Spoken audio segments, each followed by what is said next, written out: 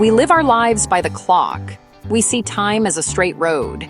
It stretches from a past we cannot change to a future we cannot see. The seconds tick by, one after another. This feels normal. It feels true. We believe in this universal time. It seems to govern everything, everywhere, for everyone. This idea is simple and comforting. It helps us organize our days, our memories, and our plans. But what if this feeling, this deep intuition about time's steady march, is just an illusion? What if the road is not straight at all? This idea of a single, flowing river of time is deeply rooted in our daily experience. We wake up, we go to work, we come home. Each event follows the last in a neat sequence. Our language is built around this concept of past, present, and future. We say yesterday was, and tomorrow will be.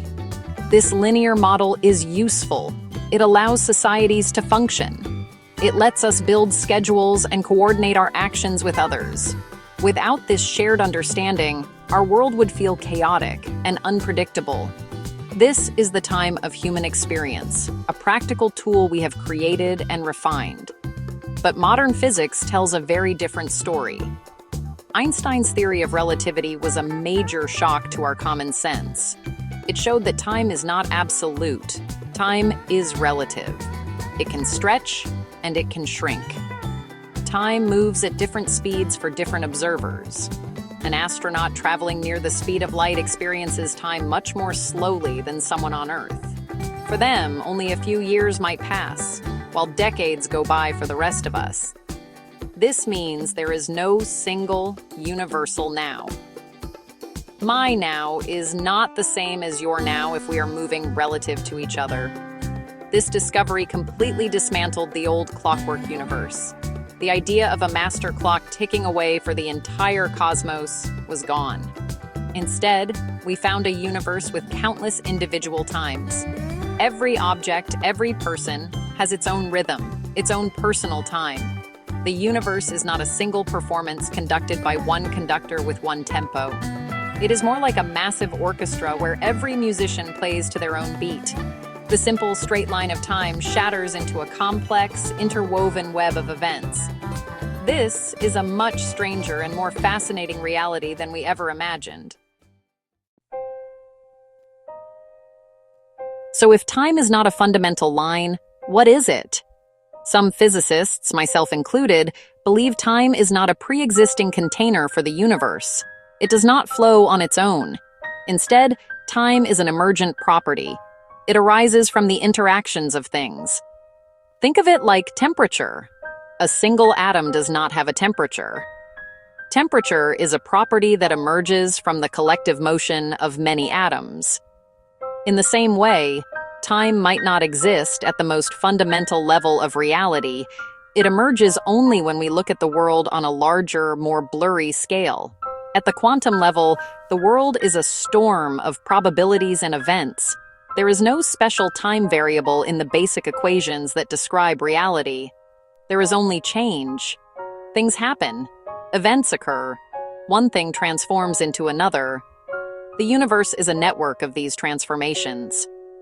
From this chaotic dance of quantum events, our perception of time is born. We are macroscopic beings, and we perceive the world in a simplified way. We don't see the individual quantum jitters, we see the average effect, the blur. And in this blur, an order appears. This order is what we call time. This means time is a feature of the world, not its foundation. It's a story we tell about the universe, a story that makes sense from our particular point of view. It is an illusion, but a useful one. It is created by our interaction with the world, by the way our brains process information and construct a coherent narrative from a sea of chaotic events. Without things, without change, without heat and motion, there would be no time. Time is the measure of change, not the cause of it. It's a shadow cast by the vibrant, ever-changing substance of the cosmos. This perspective helps us understand why we only perceive time moving in one direction, from past to future. It's connected to entropy, the tendency for things to move from order to disorder. A broken egg never spontaneously reassembles itself. This one-way street of processes gives us our sense of an arrow of time. It's a macroscopic statistical effect, so our experience of time's flow is not a feature of the fundamental laws of physics. It's a result of the specific, messy, and wonderfully complex corner of the universe that we happen to inhabit. Just as physics dismantled the idea of a single universal time, neuroscience has failed to find a single clock in the brain.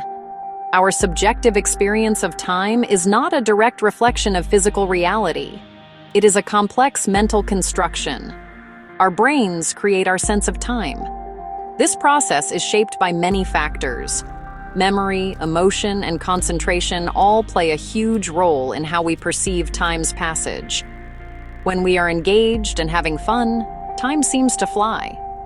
When we are bored or anxious, every second can feel like an eternity. This internal time is not always linear. For some people, this is their natural state of being. Individuals with ADHD, for instance, often perceive time in a non-linear way. They don't see a straight line of events. Instead, they see time as a collection of clusters. These clusters are connected by emotions, importance, and activities, not by a simple sequence. For them, there is now and not now. Something is either happening in their immediate focus, or it exists in a vague, undefined future.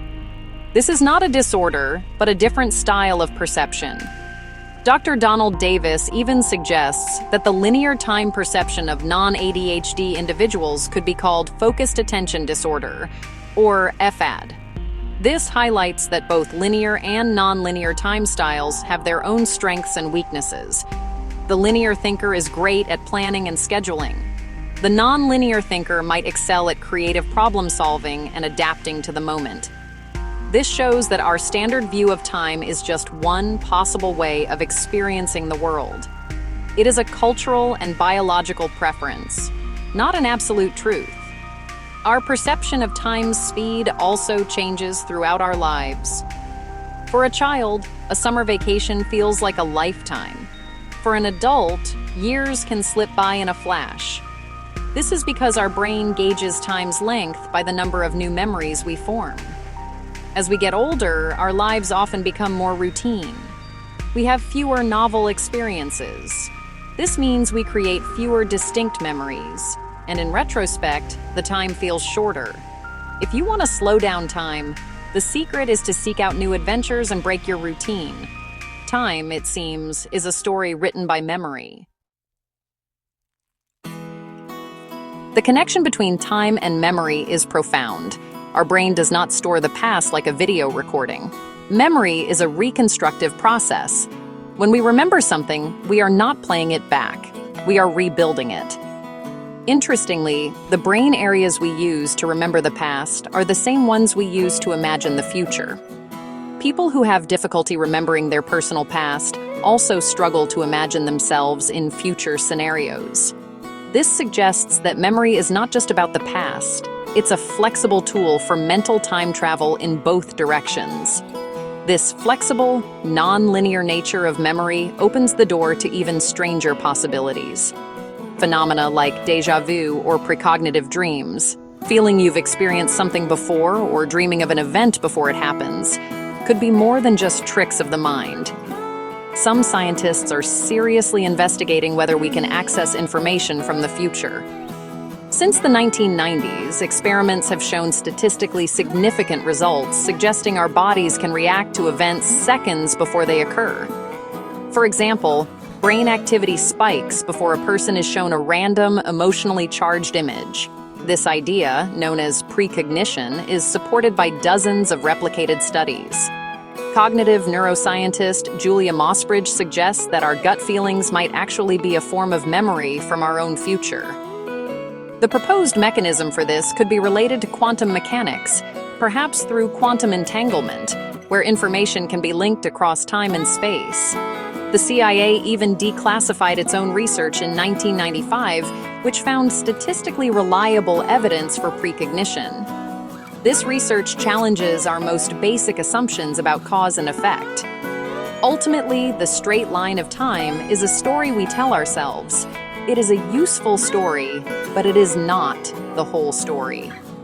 From the relativity of physics to the scattered clocks of our brains, science is revealing a much more complex and fascinating picture. Time is personal, it is flexible, and it may not even flow in one direction. By questioning our intuitive sense of time, we open our minds to a deeper understanding of reality. We learn that the universe is not a simple machine, but a rich, interconnected web of becoming. And we are not just passengers on a journey, we are part of the very fabric of time itself.